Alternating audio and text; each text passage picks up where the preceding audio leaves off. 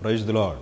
ప్రభువునందు ప్రియులరా, ఇశ్రాయేలును 40 ఏళ్ళు తిరుగులేని నాయకుడిగా నడిపించిన మోషే గారి గురించి ప్రభువే సాక్షాత్తు పలికిన మాట, మోషే నా ఇల్లంతటిలో నమ్మకమైన వాడని.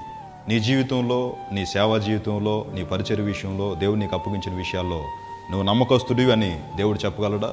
మన గురించి స్నేహితులు చెప్పటం వేరు, బంధువులు చెప్పటం వేరు, ఆత్మీయులు చెప్పటం వేరు, సాక్షాత్తు దేవుడే చెప్పటం వేరు. మోషే గారు ఎంత నమ్మకంగా ఉన్నాడు అని అంటే, తన కుటుంబ సభ్యులు తనను వ్యతిరేకించినా, తను దూషించినా కూడా దేవుడు వారికి అవకాశం ఇవ్వకుండా నా ఇల్లంతా నమ్మకమైన వాడని మోషే గురించి మాట్లాడి ప్రజల ముందు ఘనపరిచాడు, కుటుంబంలో ఘనపరిచాడు, తన జనాంగం ముందు ఘనపరిచాడు, అనేక మంది మీద నాయకుడిగా ఉంచాడు.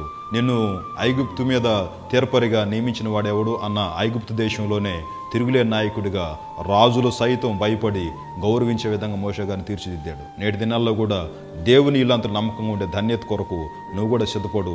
ఆ విధంగా ప్రార్థన చేసుకో. దేవుడు ఖచ్చితంగా నీ పక్షాన నా పక్షాన ఉంటాడు. నిన్ను కూడా ఒక నమ్మకమైన వ్యక్తిగా నడిపించి అనేక మంది దీవెనకరంగా మారుస్తాడు. ఆ విధంగా ఆయన సహాయం చేయునుగాక.